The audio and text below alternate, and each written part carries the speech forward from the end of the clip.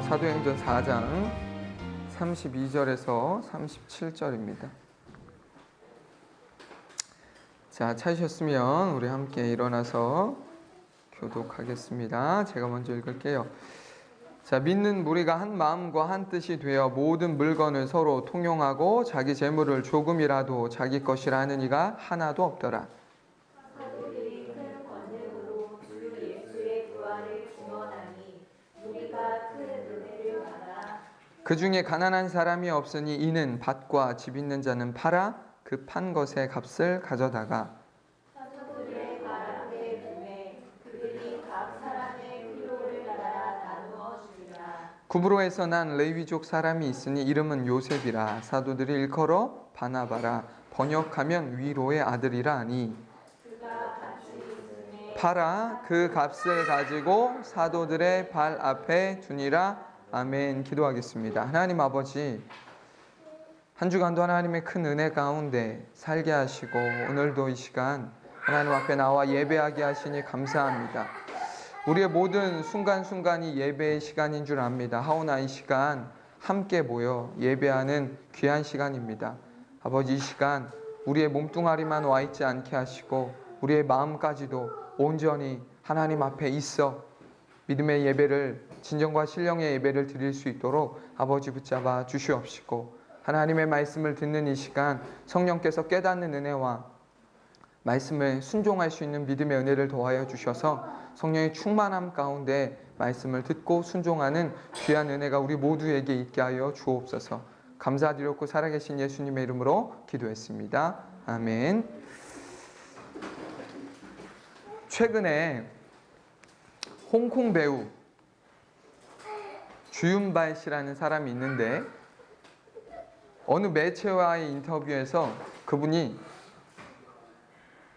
아주 깜짝 놀랄 만한 사실을 하나 발표했어요. 그분이 발표한 사실이 뭐냐? 자기의 재산 약 8,100억을 사회에 기부하겠다라고 밝혔어요. 재산을 8,100억이나 기부하겠다. 우리 친구들은 8,100억이 얼마나 큰 돈인지 모를 거고, 이렇게 말하고 있는 목사님도 그 돈이 얼마나 큰 돈인지 사실은 실감이 나지 않아요.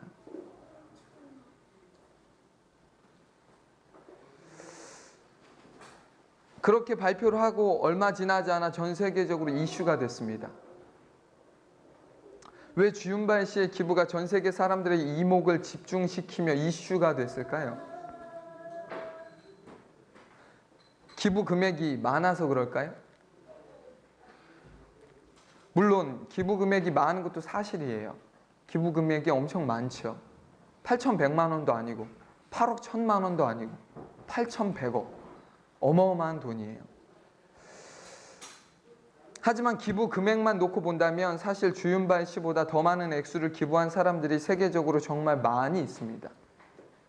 8,100억보다 더 많은 기부를 한 사람들이 많이 있다고요. 대표적인 두 사람을 예로 든다면 마이크로소프트의 설립자인 빌 게이츠와 세계 최고의 투자 전문가로 추앙받는 워렌 버핏이에요. 먼저 빌 게이츠의 경우 지금까지 기부한 금액을 모두 합치면 약 30조 정도 된다고 해요. 30조. 보미는 어떤 느낌인지 알 거예요? 8,100억하고 비교도 되지 않는 돈이 30조예요. 워렌 버핏이라고 하는 분도 지금까지 기부한 금액을 합치면 약 20조 정도 된대요. 20조.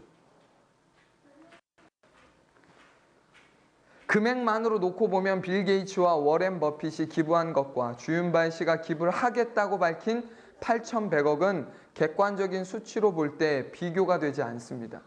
상대가 되지 않아요. 그런데 재미있는 사실은요, 빌 게이츠와 워렌 버핏이 그렇게 많은 것들을 기부했음에도 불구하고 이렇게 세계적으로 이슈가 되진 않아요.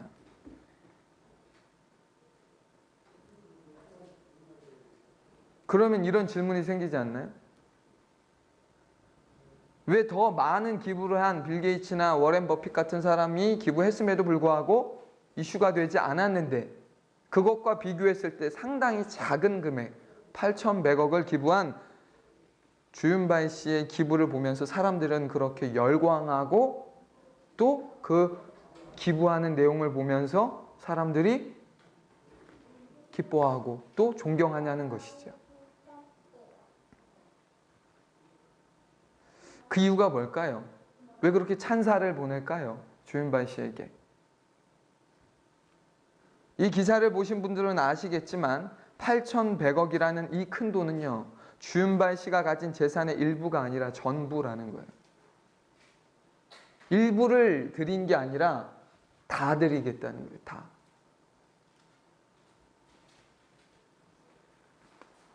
재산의 일부를 기부하는 사람들은 많이 있습니다. 앞서 설명한 워렌 버핏, 빌 게이츠는 많은 재산 중에 일부를 떼어서 드리고 있어요. 나누고 있습니다. 기부하고 있어요. 물론 귀한 일이죠. 그런 사람들은 많이 있어요. 그런데 주윤발 씨처럼 자신의 재산 전부를 기부하는 사람은 정말 흔하지 않습니다. 왜요? 혼자 사는 게 아니잖아요. 자식은 없지만 와이프가 있고요. 와이프가 있다는 건 처가 식구도 있다는 얘기고 본인의 본가 식구들도 있다는 얘기예요. 친인척들이 있다는 얘기예요.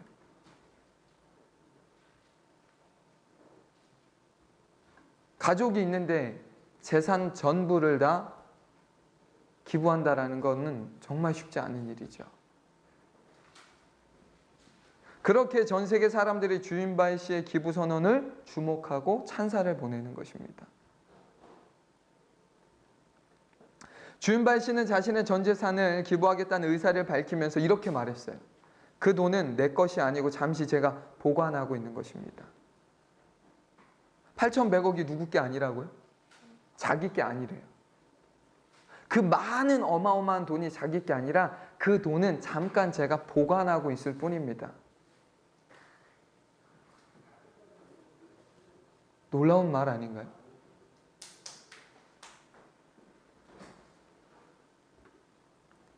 그래서인지 평소 주윤발 씨는요, 8,100억을 가진 소위 슈퍼 리치임에도 불구하고 슈퍼카와 같은 비싼 차를 타지 않을 뿐만 아니라 스케줄이 없을 때는 버스나 지하철과 같은 대중교통을 이용하고 한 달 용돈으로는 우리나라 돈으로 약 12만 원을 사용한다고 합니다.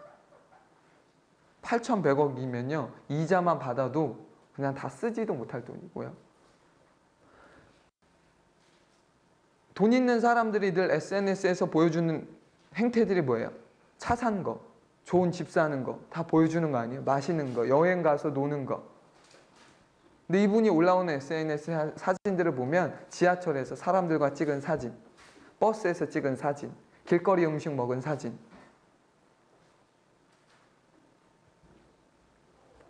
한 달 용돈 12만 원은요, 지금 우리로 치면 중고등학생의 용돈 수준밖에 안 돼요. 핸드폰도요, 노키아라는 핸드폰을 12년간 썼대요. 고장나서 최근에 스마트폰으로 바꿨대요.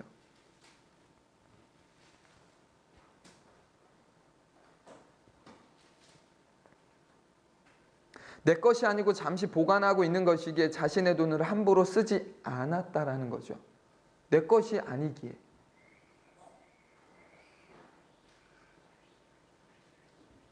이런 주윤발 씨의 돈에 대한 가치관과 검소한 삶이 전 세계적으로 많은 사람들에게 신선한 충격과 함께 귀감이 되고 있는 것입니다. 귀감이 되는 거예요. 근데 여러분, 제가 이 기사를 보면서 제일 먼저 뭘 찾아봤을까요? 이 사람의 종교였어요. 아니, 이 사람 크리스찬 아닌가? 크리스찬이 아니고선 이러긴 불가능한데? 라고 생각하고 제일 먼저 주윤발 씨의 종교를 검색했어요. 이 사람은 크리스찬이 놀랍게도 아니었어요. 크리스찬이 아님에도 불구하고 이렇게 산다. 내 것이 아니다. 불교에서 말하는 무소유죠. 그 삶을 실천하는 것. 제가 무소유와 주소유라는 제목의 설교를 과거에 한 적이 있는데 불교는 무소유를 주장합니다. 주윤발 씨는 아마도 이 믿음이 뜨거운 불자 같아요. 그러니까 어떻게 해요? 그 불교의 가르침대로 사는 거죠. 소유하지 않고 이거 내 것이 아니라는 것.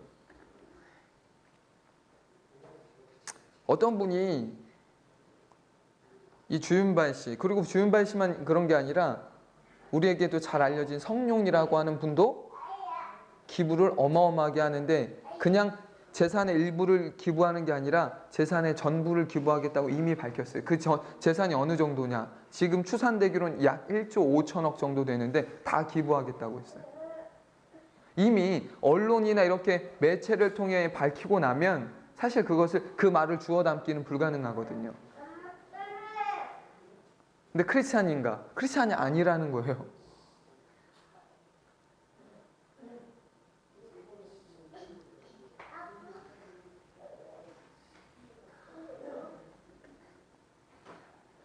그래서 어떤 분이 이 두 분의 삶과 오늘날 성직자들의 삶을 비교하면서 과연 우리의 문제가 무엇인가 라고 하는 이 칼럼을 쓴 글을 제가 읽고는 무릎이 쳐지더라고요. 아, 진짜 심각하다. 심각하다.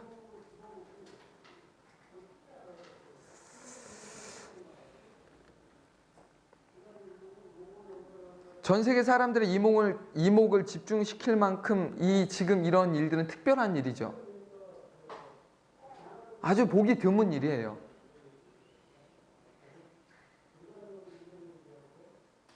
일부는 드리지만 전부를 드리는 사람은 거의 없다니까요. 그런데 지금 전부를 드리겠다라고 하는 사람이 나타나잖아요. 그런데 오늘 본문을 살펴보시면요. 이 특별한 일, 자기의 재산의 전부를 드리겠다라고 막 말하는 이런 사람들이 특별하다고 지금 여겨지는 이 시대에 살고 있는데 오늘 본문의 내용을 보면 모든 사람이, 대다수의 사람들이 자기의 재산의 전부를 드리는 이 일이 특별한 일이 아니라 평범한 일이라고 하는 것을 오늘 본문의 내용은 소개하고 있다는 거예요. 32절 한번 볼까요? 이 특별해 보이는 일이 평범한 일로 여겨졌던 때가 있어요. 오늘 본문의 내용에 있는데 32절 읽어보겠습니다. 시작! 믿는 무리가 한 마음과 한 뜻이 되어 모든 물건을 서로 통용하고 자기 재물을 조금이라도 자기 것이라는 이가 하나도 없더라. 아멘. 예수 그리스도 안에서 한 마음과 한 뜻이 된 초대교회 성도들은 자기의 재물을 자기의 것이라고 주장하지 않고 기꺼이 나눠 쓰는 이른바 유무상통의 삶을 살았습니다. 지금 성경의 내용이 아까 앞서 말했던 주윤발 씨의 고백과 너무 닮아 있지 않아요? 이건 제 게 아니라 제가 보관하고 있는 거예요. 라고 말했던 주윤발 씨의 이 고백이 성경에 보면 그렇게 되어 있어요. 이 사람들의 고백이 뭐예요? 자기의 것을 자기의 것이라 여기지 않았다. 내 것이라고 여기지 않았다. 그러면서 어떻게 해요? 기꺼이 나누는, 같이 쓰는 유무상통의 삶을 살았다는 거죠. 여기서 중요한 사실은요, 이런 유무상통의 삶을 누군가 강요하거나 시킨 것이 아니었다는 거예요. 너 이렇게 살아야 돼? 너 재산 팔아야 돼? 하나님 믿어? 그럼 이렇게 해야 돼? 라고 말하지 않았다는 거예요. 누구도. 강요하지 않았다는 거예요. 모두가 다 자원했다는 것이죠. 자발적으로. 어떻게 초대교회 성도들은 자발적으로 이런 삶을 살 수 있었을까? 어떻게? 우리는 그 이유를 지난주 본문인 31절에서 확인할 수 있습니다. 31절 한번 읽어볼게요. 시작! 빌기를 다함에 모인 곳이 진동하더니 무리가 다 성령이 충만하여 담대히 하나님의 말씀을 전하니라. 아멘. 사내들인 법정에서 풀려난 베드로와 요한은 동역자들을 찾아가 예수 그리스도의 이름으로 말하지도 말고 가르치지도 말라는 제사장들과 장로들이 했던 경고와 협박의 내용을 전해 주었어요. 그 말을 들은 초대교회 성도들은 당황하거나 무서워하지 않고 지난주 살펴봤던 말씀처럼 대주제이신 하나님께 간절히 기도를 드렸는데 이때 놀라운 일이 일어납니다. 어떤 일이 일어났죠? 기도가 끝남과 동시에 그들이 모여있던 곳이 진동, 즉 땅이 흔들리기 시작했다는 거예요. 지진이 일어난 거죠. 정확히 적는 건 뭐냐? 그들이 모여 기도하던 곳에만 지진이 일어났는지 아니면 그 지역 자체가 지진이 일어난 건지 몰라요. 그러나 지진이 일어났다는 거예요. 지진이. 아마도 추측컨대 그곳에만 지진이 일어났을 거라고 저는 생각해요. 왜요? 여기에서 이 지진은 자연적으로 일어난 지진이 아니라 어떤 지진입니까? 하나님의 임재가 있었던 상징적인 사건이기 때문에 그런 거예요. 우리는 이것을 구약 성경에서 많이 확인할 수 있어요. 하나님의 임재가 있을 때 어떤 일들이 일어나는지에 대해서 바람이 거세게 불기도 하고 또 지진이 일어나고 막 여러 가지 이런 이벤트와 같은 일들이 일어난다는 거죠. 그 일이 지금 일어났다는 거예요. 이런 경우를 우리는 앞서 말씀드린 것처럼 성경 여러 곳에서 확인할 수 있기 때문에 이 일이 우연이 아니라는 것을 확인할 수 있다는 거예요. 우연히 일어난 일이 아니라는 거죠. 우리가 여기서 주목해야 될 것은요, 땅이 흔들리며 진동했다는 신비로운 어떤 현상이 아니라 그곳에 모여 기도하던 모든 사람이 다 어떻게 됐다는 거예요? 성령으로 충만해졌다라는 것이에요. 땅이 진동했다는 게 중요한 게 아니라 이것은 어떤 하나의 현상일 뿐, 그 땅이 진동한 그곳에 모여있던 사람들이 무엇을 받았다고요? 성령의 충만함을 받았다는 거죠. 성령의 충만함.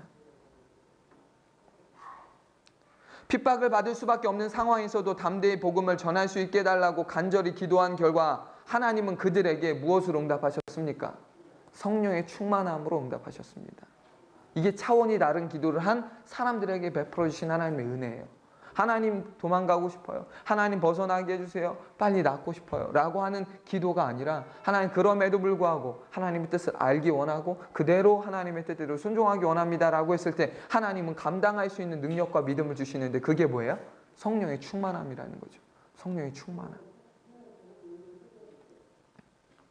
성령으로 충만해진 초대교회 성도들은 담대히 하나님의 말씀인 복음만 전한 것이 아니라 오늘 본문의 내용과 같이 한 마음과 한 뜻이 되어 자기의 것을 자기의 것이라 주장하지 않고 지체들과 물건을 서로 통용하는 유무상통의 삶을 살았는데 여기서 중요한 사실은 소수의 몇 사람만 이렇게 살았던 게 아니라 대다수가 거기에 있던 어쩌면 전부가 이 삶을 살았는지도 모른다는 것이죠. 그냥 몇 사람 사도들만 이 삶을 살았던 게 아니라는 거예요. 예수님 믿고 회심했던 3,000명과 5,000명의 사람들이 다 뭐 하는 거예요? 내 것을 내 것으로 여기지 않는 삶을 살게 된 거죠. 초대교회 성도들이 자발적으로 유무상통의 삶을 살 수 있었던 이유는 그들이 인간적으로 특별히 욕심이 없거나 타인에 대한 배려심이 깊어서가 아니라는 거예요. 그들이 그럴 수 있었던 유일한 이유가 무엇입니까? 성령으로 충만함을 받았기 때문에. 성령으로 충만하면 누구나 담대하게 하나님의 말씀인 복음을 전하게 될 뿐만 아니라 자기의 것을 자기의 것이라고 주장하지 않고 자발적으로 물질과 물건들을 나눠 쓸 수 있는, 흘려보낼 수 있는 삶을 살게 된다는 것입니다. 플로잉 할 수 있게 된다는 거예요. 이건 내 거야 라고 고집하지 않는다는 거죠. 이건 내 게 아니라 누구 거라는 거예요? 하나님 거야. 그래서 불교의 가르침과 우리 기독교의 가르침이 여기서 극명하게 나뉘어지는 거예요. 불교는 무소유를 강조하죠. 자기 것이 아니다. 맞아요. 거기까진 맞아요. 그럼 누구 건데요? 내 것도 아니면 누구 건데요? 불교는 내 것이 아니다라는 무소유를 가르치지만 기독교의 성경의 가르침은 뭐예요? 주소유를 가르치는 거예요. 이건 내 것도 네 것도 아니고 누구 거라는 거예요? 하나님 거야. 하나님 거야. 하나님 거니까 어떻게 하는 거예요? 나도 빌려 쓰는 거고 너도 빌려 쓰는 거야. 우린 같이 나눠 쓰는 거야. 하나님의 거야.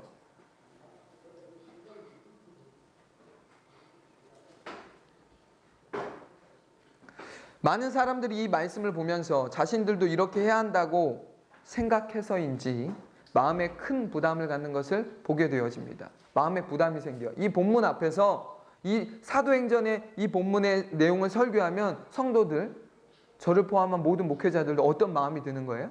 마음에 부담이 생겨요. 표시는 내지 않아도 속으로는 조금 부담이 돼요. 왜 부담이 돼요? 아, 내 것을 내 것으로 여기지 않고 나도 그렇게 해야 되는데 라는 마음의 부담이 생기는 거죠.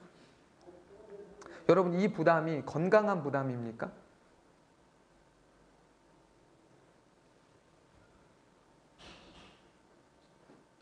결론적으로 말씀드리면 지금 이러한 부담감은 건강한 부담감이 아니에요. 왜 건강 부담이 아니냐고요? 해야 하기 때문에 하는 것과 하고 싶어서 하는 것은 전혀 다른 거기 때문에 그렇습니다. 아, 이렇게 해야 되는 거야 라고, 그래서 해야 된다라고 하는 어떤 마음의 이 찔림과 불편함이 생겨서 하는 것하고 하고 싶어서 하는 거하고는 차원이 다르기 때문에 그렇다는 거예요. 헌신도 차원이 달라요. 섬김도 차원이 달라요. 아, 무슨 일이 교회적으로 있으니까 헌신해야지, 섬겨야지. 아, 우리 교회는 성도도 없는데 누군가 해야 되니까 나라도 해야지 라고 하는 식의 섬김은 어린아이 수준의 섬김이고, 성숙한 장성한 믿음의 분량인 사람은 어떻게 하는 거예요? 하고 싶은 거예요. 하나님의 그 일에 내가 동참하고 싶은 거예요. 그래서 하는 거죠. 질적인 차이가 어마어마한 거예요. 천지 차이죠. 하나님이 하라고 해서 하는 게 아니라 하고 싶어서 하는 거예요. 나눠라라고 해서 하는 게 아니라 나누고 싶은 거예요.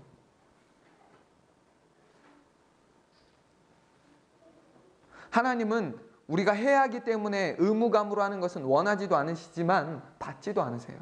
그렇게 하는 것은 받지도 않으세요. 사람은 받겠죠. 모르니까. 근데 누구는 안 받아요? 하나님은 받지 않아요. 해야 하기 때문에 하는 의무감, 책임감은 하나님이 받지 않으세요. 초대교회 성도들 역시 복음을 전해야 한다는 부담감으로 복음을 전한 게 아니에요. 아, 나 예수 믿었으니까 복음 전해야지, 전도해야지 라는 부담감을 가지고 한 게 아니라고요. 하고 싶었던 거예요. 위험을 무릅쓰면서까지 하고 싶었던 거예요. 박해를 받을 것을 알지만 하고 싶었던 거예요. 감옥에 갇힐 것 알고 매맞을 것 알지만 하고 싶은 거예요. 그래도 하고 싶은 거예요. 그래서 했던 거고요. 그뿐입니까? 나눔과 구제를 해야 한다는 부담감을 가지고 그들이 나눔과 구제를 한 게 아니라는 거예요. 그들은 자발적으로 복음을 전했고 자기의 소유를 팔아 어려운 사람들을 나눠주고 싶었던 거예요. 나눠주고 싶었던 거예요. 내게 아니기에 나에게 잠시 맡겨주신 이건 나눠주고 싶었던 거예요. 그러니까 나눴던 거죠. 이것이 가능했던 이유는 다시 한번 강조하지만 그들의 특별함이 아니라 그들이 성령으로 충만함을 덜 입었기 때문에 가능할 수 있었다는 것이죠. 성령으로 충만했기 때문에. 성령으로 충만하기만 하면 누구나 초대교회 성도들과 같이 핍박과 박해를 감수하고서라도 자발적으로 복음을 전하고 자신의 것을 기꺼이 나누는 삶을 살게 되어 있다는 것입니다. 그렇게 우리가 평생 빼놓지 않고 날마다 간구해야 될 기도 제목이 뭐예요? 오늘도 이 시간에도 매일매일 기도해야 될 게 뭡니까? 성령의 충만함이죠. 성령의 충만함. 한 가지를 구해야 된다면 그게 뭐예요? 성령의 충만이에요.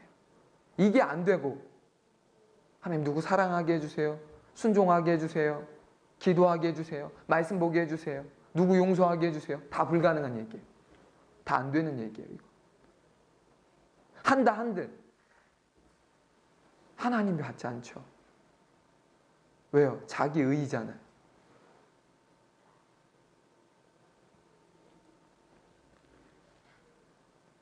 성령으로 충만하면 할 수 없던 것을 하게 될 뿐만 아니라 하고 싶지 않았던 것까지도 어떻게 되는 거예요? 하고 싶게 되어지는 놀라운 은혜의 변화가 있다니까요. 이전에는 할 수 없었어요. 이전에 누구 용서하고 싶지 않았어요.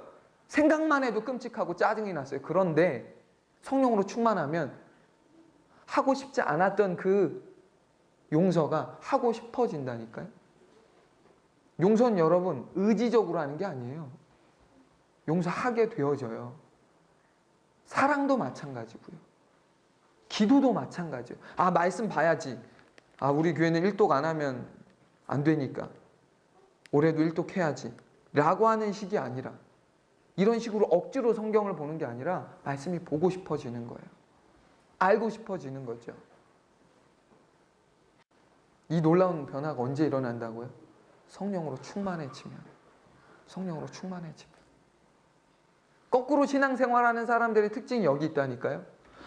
무엇 해야 한다라고 의무적인 강박관념에 사로잡혀서 신앙생활을 해요. 그러면 그런 사람들이 신앙생활을 여러분 상식적으로 기쁘겠습니까? 자유롭겠어요? 즐겁겠습니까? 주일 예배가 좋겠어요? 오는 걸음이 불편해요. 남들은 이런 날 쉬기도 하는데 난 일주일 내내 직장생활이라 지치는데 오늘 같은 날 좀 쉬고 싶은데 나도 좀 해외여행 좀 가고 싶은데 나도 좀 뭐 하고 싶은데 하지 않겠어요? 의무감으로 겨우 나오니까 헌금할 때마다 기쁘지 않아요. 늘 아까운 마음이 막 마음에서 떠나지 않죠. 신앙생활을 어떻게 기쁠 수 있냐고요. 어떻게 감사할 수 있냐고요. 불가능해요. 이 불가능함이 가능함으로 바뀌는 한 가지 키워드가 뭐라고요? 성령 충만이라니까요. 성령 충만.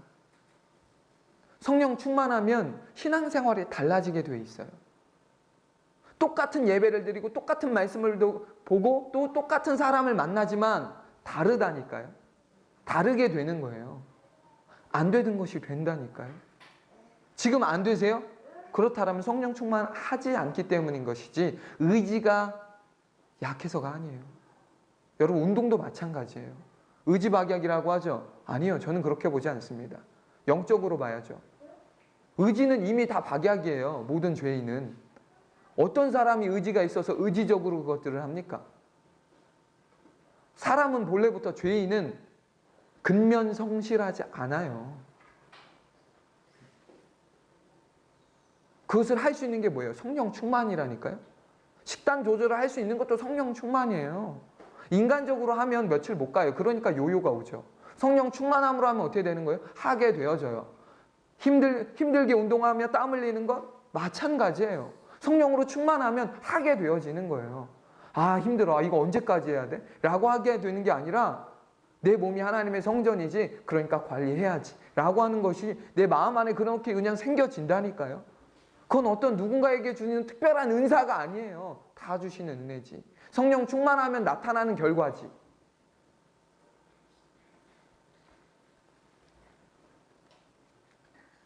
우리의 신앙생활이 접근이 달라져야 되는 거예요. 무엇이 잘못됐는지를 점검하셔야 돼요. 안 된다면 안 되는 이유가 나로부터 찾지 마세요. 나의 의지로 찾지 마시라고요. 성령 충만하자. 그것이 풀려지면 풀어지는 거예요. 그게 막혀 있으면 막혀 있고요. 되지 않아요. 되는 것 같지만 다시 되지 않아요. 여전히 제자리로 와 있어요. 그것이 몸의 요요든 영적인 요요든 마찬가지예요.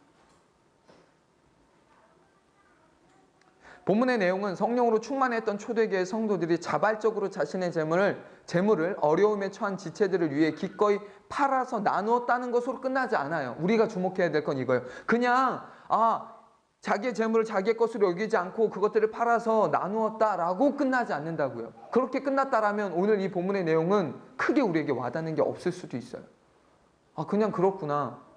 근데 재미있는 사실은 이거는 믿음이 없는 사람도 할 수 있다니까요. 이런 일들은. 믿음이 없는 주윤발 씨도 하잖아요. 성령도 하고요.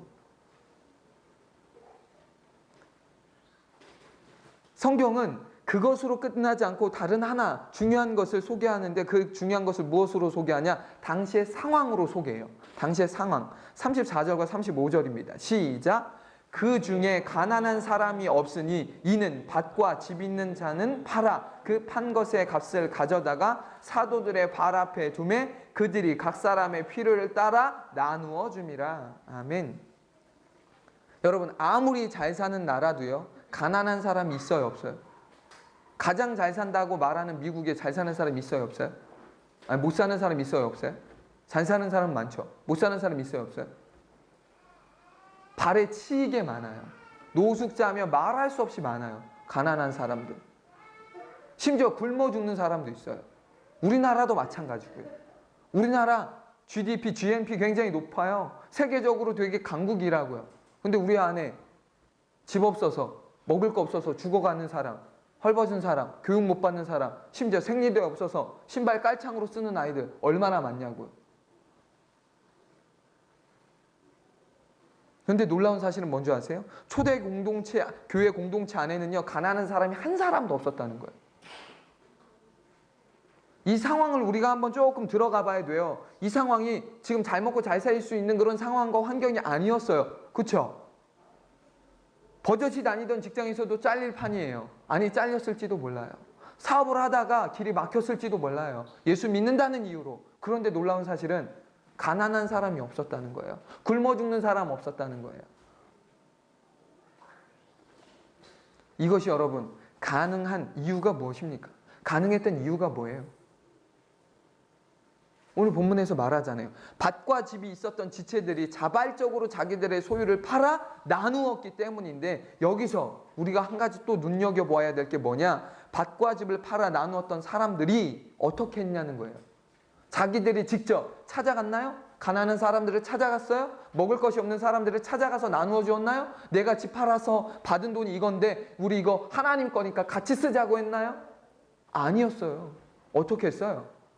어떻게 나누었습니까? 사도들에게 주었어요. 자기들이 직접 준 게 아니라 사도들에게 주었어요. 아니, 자기가 가지고 있던 밭을 팔았고 자기가 가지고 있던 집을 팔았던 거잖아요. 그런데 자기가 직접 나누어 주지 않았다니까요. 자기가 직접 사람들을 찾아가서 나누어 주지 않았어요. 어떤 식으로 나누었습니까? 사도들을 통해 나누었어요. 사도들을 통해. 왜 사도들을 통해 나누었을까요? 이유는 아주 자명해요. 이 일이 자기의 의의가 되지 않도록 하기 위함이에요. 자, 보세요. 자기가 집을 팔았습니다. 밭을 팔아서 얼마를 받았어요. 그 판 값을 내가 가지고 있어요. 그런데 지나가는 사람을 보니까 어려워요. 아니, 내가 알고 있던 어떤 지체가 힘들어요. 상황이 힘들어요. 그럼 이렇게 직접 건네줬다 쳐요. 그러면 전해주는 사람도 받는 사람도 무엇가 신경 쓰일까요? 하나님만 보일까요? 사람이 보이기 마련이에요. 나에게 손 내밀어 준 사람. 준 사람은 준 사람 나름대로, 받은 사람은 받은 사람 나름대로의 신경이 쓰이게 되어 있다고요. 그러면 온전히 하나님께 영광이 되어질 수 있어요, 없어요? 없는 거예요. 가로막힐 수밖에 없어요. 그래서 자기 의에 빠지지 않도록 하기 위해서 뭐 했다는 거예요? 사도들에게 그 일을 하도록 나누었다는 거죠. 자기들이 나누지 않았다는 거예요. 우리가 구제를 하고 선행을 하고 함에 있어서 대단히 조심해야 될 함정이 바로 여기 있어요. 자기들이 하죠. 물론 하는 것 자체 귀해요. 그러나 하다 보면 뭘 느끼게 되냐? 내가 하고 있다라는 것을 느끼게 되어지고, 또 누군가에게 내가 그 하고 있다는 것 자체가 의가 되어지고 있다라는 함정에 빠지고 있다는 걸 언젠간 느끼게 되어 있어요. 그래서 공동체로서 구제를 하고 공동체로서 선교를 하고 하는 부분들이 왜 필요하냐면, 왜 굳이 그렇게 하냐면, 그렇게 해야 각 사람의 의가 서지 않고 오직 하나님의 의로만 할 수 있기 때문에 그런 거예요. 하나님의 의로 할 수 있는 거죠. 내가 드러나지 않는 거예요. 나는 없는 거예요. 여기에 헌금에 보세요. 본문의 내용을 보시면 많은 사람들이 자기의 것을 팔았어요. 그런데 그 누구의 이름도 거론되어 있지 않아요. 딱 한 사람 빼고, 바나바라는 한 사람 빼고는 아무의 이름도 없어요. 다 무명이에요. 그냥 무명으로 드린 거예요. 그래서 우리 교회는 어떻게 해요? 무명 헌금을 하고 있어요. 누가 얼마를 드렸는지 하나님만 아시면 돼요. 제가 알아서 뭐 할 건데요, 그렇죠? 저는 알 필요 없어요. 거기에 뭐 누가 얼마를 헌금했는지 이렇게 있는 게 더 이상해요.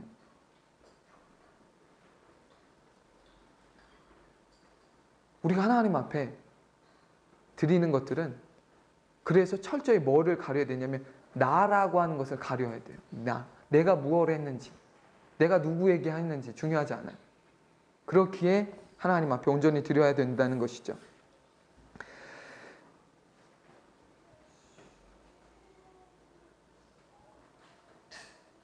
자신의 밭과 집을 팔았던 초대교회 성도들이 직접 본인들이 나누지 않고 사도들을 통해 나누었다라는 이 성경의 대목에서 우리가 한 가지 더 눈여겨봐야 될 게 있어요. 그게 뭐냐? 그것은 밭과 집을 팔았던 지체들이 그들의 재물을 바치면서 그것을 사도들의 발 아래 두었다라고 성경은 말하고 있다는 거예요. 어디에 두었다고요? 발 아래. 집 판 돈, 밥 판 돈, 뭐 판 돈, 냉장고 판 돈, 뭐 다 판 돈을 어디다 뒀다고요? 지금 사도들의 발 앞에. 달리 표현하면 사도들의 발 아래. 성경은 이것을 강조하기 위해 짧은 본문의 내용 안에 의도적으로 같은 표현을 두 번이나 연거푸 사용하고 있는데요. 우리는 이 내용을 36절에서 37절에서 확인할 수 있어요. 한번 읽어볼까요? 시작. 구브로에서 난 레위족 사람이 있으니 이름은 요셉이라. 사도들이 일컬어 바나바라, 번역하면 위로의 아들이라 하니 그가 밭이 있음에 팔아 그 값을 가지고 사도들의 발 앞에 두니라. 발 앞에 두니라.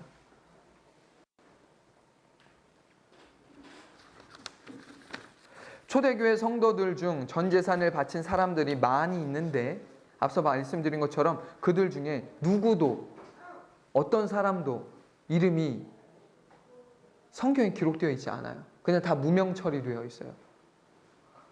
우리도 알 필요도 없고 그 당시 사람들도 알 필요가 없어요. 오직 하나님만 아시니까.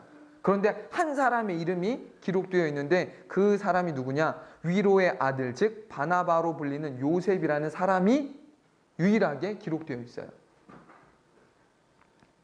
그 역시도 자발적으로 자기의 밭을 팔았는데 이 사람을 굳이 언급하는 이유가 이제 사도행전 뒷부분에서 알 수 있어요. 왜 이 사람의 이름만, 다른 사람의 이름은 무명으로 하고 이 사람만 기록했는지는 사도행전 이후의 내용을 통해서 알 수 있는데요. 여기서 우리가 주목해야 될 건 뭐냐? 이 사람 역시도 자기의 밭을 판 그것을 어디에다 두었다고요? 사도들의 발 앞에 두었다는 거죠. 왜 초대교회 성도들은 하나같이 그들의 재물을 하필이면 옆도 아니고 사도들의 옆에 그냥 둔 것도 아니고 어디다 두었다고요? 사도들의 발 앞에 두었냐라고 하는 것에 우리는 의문을 가져야 되는 거예요. 의문. 왜 사도들의 발 앞에 두었을까요? 다시 말하면 사도들의 그냥 발 아래 둔 거예요. 그냥. 우리는 헌금 어떻게 해요 지금? 제 발 아래 둡니까? 아니죠. 강대상 위에 둬요. 그런데 지금 이들은 어떻게 하냐? 발 아래 뒀다고요. 어떤 사람은 혹자는 이렇게 말할 수 있어요. 아니 하나님 앞에 드릴 건데 이걸 왜 땅바닥에 두냐라고 말할 수 있겠죠. 충분히 그럴 수 있어요. 근데 그들은 마치 약속이라도 한 듯 다 사도들의 발 아래 자기가 판 그 값을 다 거기다 두었다는 거예요.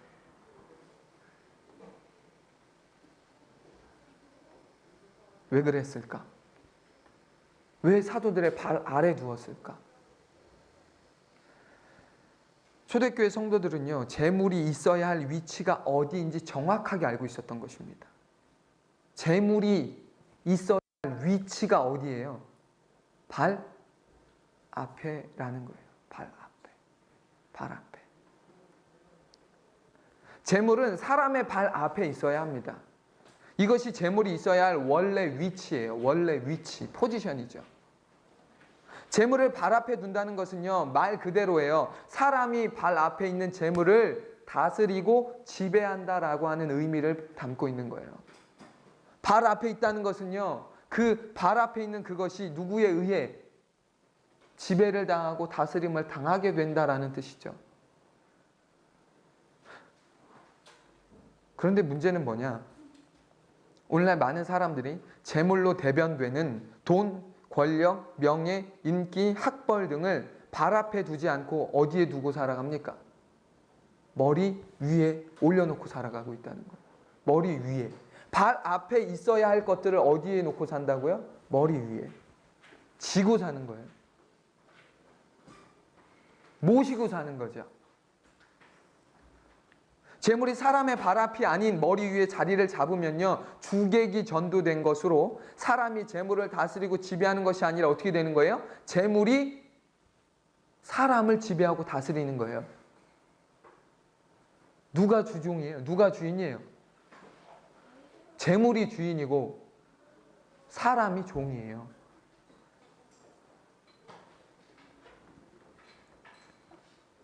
그러니까 흔히 쉽게 말해 이런 거죠. 재물의 노예, 돈의 종으로 살아가는 거예요. 심각한 문제는요, 오늘날 재물의 노예로 살아가는 사람들이 소수가 아니라 절대 다수라는 것이고, 정말 심각한 문제는 크리스찬들 역시 예외가 아니라는 것이죠. 하나님의 인도하심을 받으며 살아야 할 크리스찬들조차 재물에 의해 이리저리 끌려다니며 재물로 인해 울고 웃는 비참한 삶을 살고 있다라는 것입니다. 직업을 선택할 때도요, 직장을 선택할 때도요, 배우자를 선택할 때도요, 심지어 사역자들이 사역지를 선택할 때도 하나님의 뜻과 인도하심을 따르는 것이 아니라 무엇을 염두합니까? 돈을 많이 받을 수 있고 좋은 스펙을 쌓을 수 있고 경제적으로 안정되어 있는지를 확인하죠.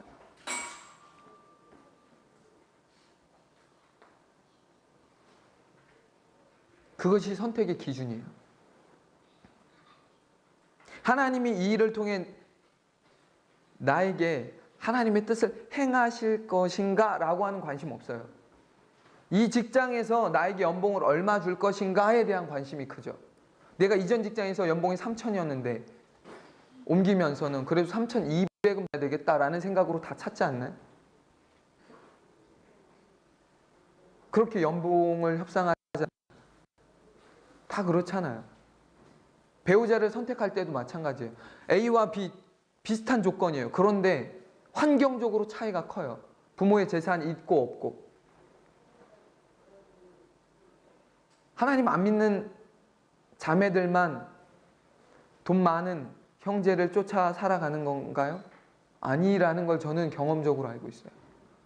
크리스찬 자매들, 소위 믿는 신앙이 있는 자매들이 더 까다로워요. 신앙도 좋아야 되고요, 뭣도 좋아야 되고, 뭣도 좋은데 뭐도 있어야 돼요. 경제적으로도 안정되어 있어야 돼요. 이건 물론 자매뿐만 아니라 형제도 마찬가지죠. 자매의 직업을 보죠. 학벌도 보고, 수준을 보고, 가문을 보고 다 보는 거예요. 그리고 맨 마지막에 보는 게 신앙이에요. 신앙이 제일 먼저라고 하지만 사실은 뻥이에요. 신앙이 제일 끝이에요. 신앙이 아무리 좋아도 가난하거나 부모의 문제가 있거나 환경적으로 어려움이 많다면 결격사유죠. 그러면 아닌 거예요.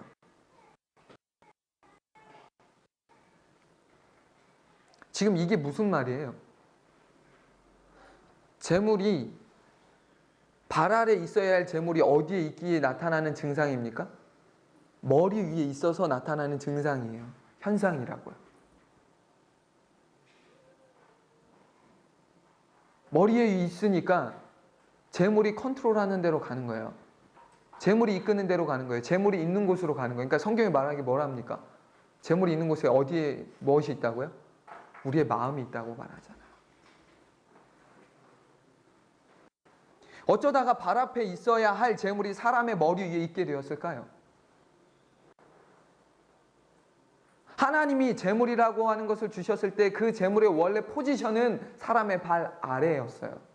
그런데 어쩌다 보니 그 재물이 발 아래가 아니라 머리 위에가 있다니까요. 어떻게 그렇게 되었냐? 이유는 간단하죠. 하나님을 머리 위에 모시고 있지 않기 때문에 그렇습니다. 하나님이 머리 위에 없어서예요. 하나님을 머리 위에 모심으로 하나님의 지배, 하나님의 다스림을 받는 삶을 살아야 되는데 그렇지 않으니까 어떻게 해야 되는 거예요? 그 빈자리를 누가 와서 차지하고 있어요? 재물이라고 하는 녀석이 찾아와서 주인 노릇, 주인 행세하는 거예요.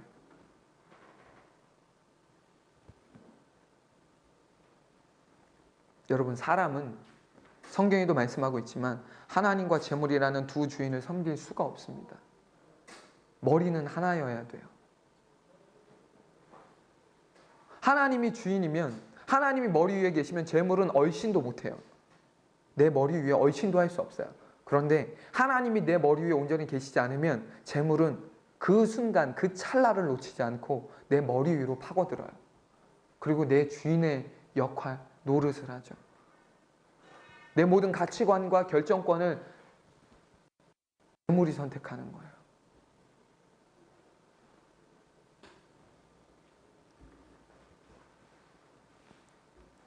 재물이 사람의 머리 위에 올라와 있다는 것은요, 하나님을 머리 위에 모신 삶을 살고 있지 않다는 것에 대한 반증입니다. 재물이 이끄는 대로 산다. 그러면 내 주인이 누구란 얘기예요? 하나님이 아니란 얘기죠. 하나님을 믿어요.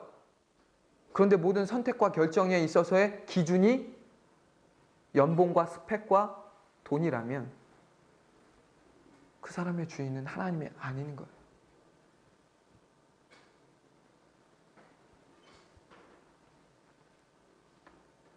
여러분, 재물이 사람의 머리 위에 올라오지 않을 수 있는 유일한 방법, 해법을 아시겠습니까? 올라오지 마. 넌 내 발 아래에 있어야 돼. 라고 아무리 크게 소리친다고 해도 될 문제가 아니라는 거예요. 하나님을 머리 위에 모시는 삶을 살 때 비로소 어떻게 되는 거예요? 재물은 재물의 위치로 가는 거죠. 본래의 위치로 돌아가는 거예요. 내 발 아래로.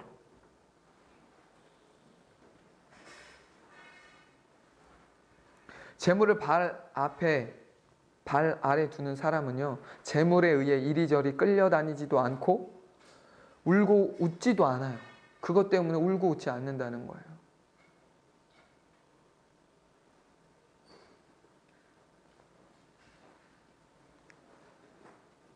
여러분은 어떠신가요? 여러분은 재물을 지금 어디에 두고 살아가고 있습니까? 여러분의 발 아래입니까? 아니면 머리 위에 있습니까?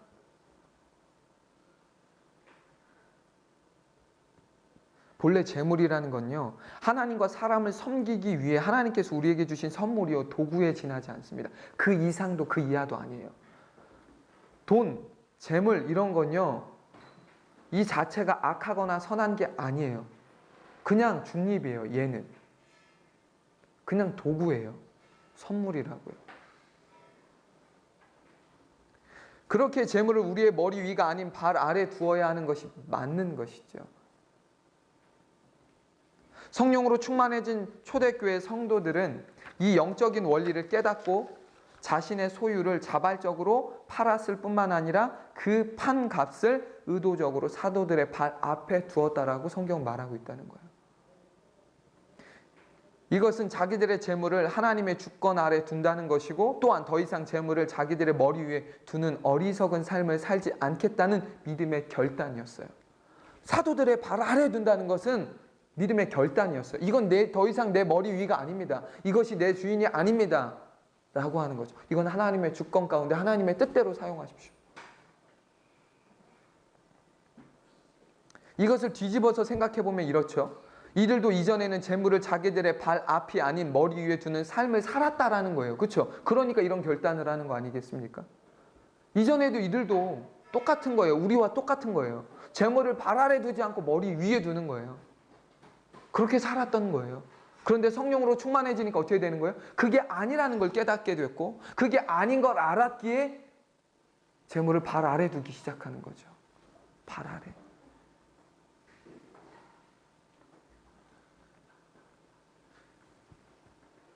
이것이 성령 충만함으로 말미암는 은혜의 결과라는 거죠.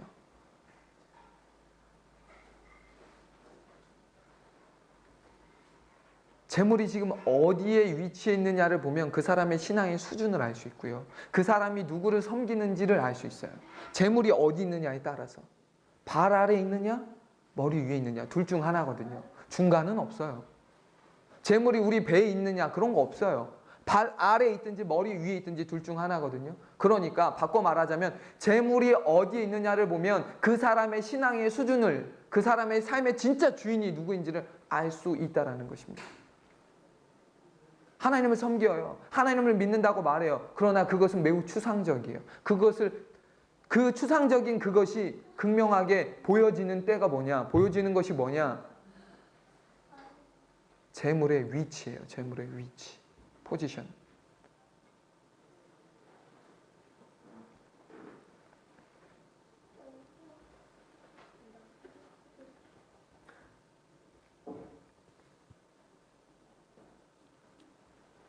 여러분은 어떻습니까? 여러분의 재물은 지금 어디에 있습니까? 발 아래에 있습니까? 아니면 머리 위에 있습니까? 무엇에 의해 끌려다니는 삶을 살고 있습니까? 재물인가요? 아니면 하나님인가요? 하나님은 우린 끌지 않으세요. 우리를 인도하시지. 근데 재물은 우리를 자꾸 끌어요. 왜? 노예니까. 이거 해야 돼. 저리로 가야 돼. 그래야 돈 더 잘 벌어. 절로 가야 연봉 더 줘. 저 사람 만나야 인생 핀다 라고 말하죠. 그런 삶은 하나님의 주인이 아니에요. 돈이 주인이지. 재물이 주인이지.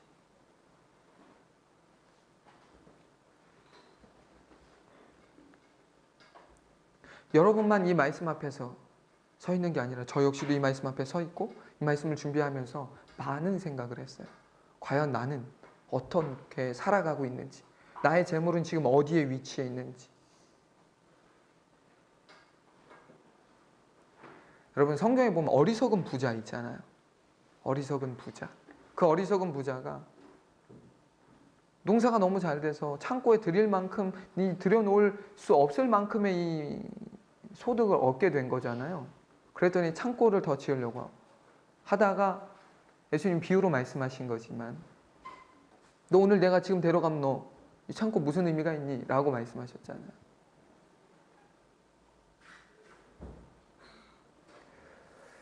어리석은 부자는요, 그냥 단순히 많은 걸 가지고 있어서 어리석은 부자가 아니라 재물을 어디에 머리 위에 두고 살아가는 사람이 어리석은 부자예요. 재물의 많고 적음의 문제가 아니라는 거예요. 재물을 조금 가지고 있어도요, 그 재물을 조금 가지고 있는데 그 재물을 머리에 두고 살아가는 사람은 어리석은 부자예요. 근데 재물이 많아요, 다윗처럼. 그런데 그 많은 재물, 솔로몬처럼 재물이 많아요. 그런데 그 재물을 어디다 두는다고요? 발 아래 두는 사람은 부자가 아니에요. 어리석은 부자가 아니에요. 아주 현명한 부자고요. 아주 거룩한 부자죠. 그러니까 내가 집을 더 사고 덜 사고 이런 것도 중요하지 않아요. 내가 한 채 있고 두 채 있고 세 채 있고 중요하지 않아요. 하나님이 때로는 집을 사게 하실 수도 있어요. 3채 이상 10채를 가질 수도 있어요. 뭐 부산에 우리나라 보니까 제일 집을 많이 갖고 있는 사람이 부산에 살더라고요. 뭐 200몇 채인가? 뭐 기억이 잘 안 나는데. 그러니까 집을 많이 갖고 있다고 해서 저 사람 욕심쟁이고 저 사람 돈에 중독된 사람이고 저 사람은 문제가 있는 사람이야 라고 말할 수 없어요. 진짜 문제 있는 사람은 뭐냐? 돈의 많고 적음을 떠나서 그 돈이 머리 위에 있는 사람은 문제가 있는 거예요.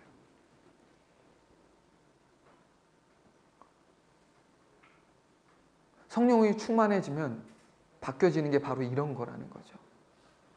머리 위에 있어야 할 하나님이 머리 위에 계시고 발 아래 있어야 할 재물이 우리 발 아래 있게 되어지는 거예요.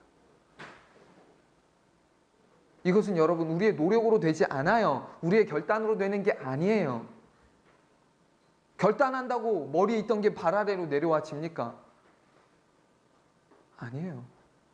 성령의 충만함, 성령의 은혜가 필요해요. 성령의 사모하는 은혜가 우리 안에 필요하다고요. 그분이 우리의 마음을 바꾸셔야 돼요. 우리의 마음과 생각을 지키시는 그분이 우리의 마음과 생각을 바꾸셔서 돈에 대한 가치관이 달라지는 것이고, 그래서 돈에게 종노릇하는 삶이 아니라 하나님의 종으로서 살아갈 수 있는 놀라운 은혜가 펼쳐진다는 것이죠.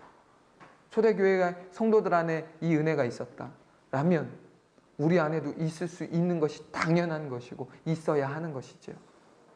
바라기는 저와 여러분 안에 이 재물이라고 하는 위치가 성령의 충만함으로 말미암아 머리에서 발 아래로 내려와지는 은혜가 있기를 예수님을 축원합니다. 아멘.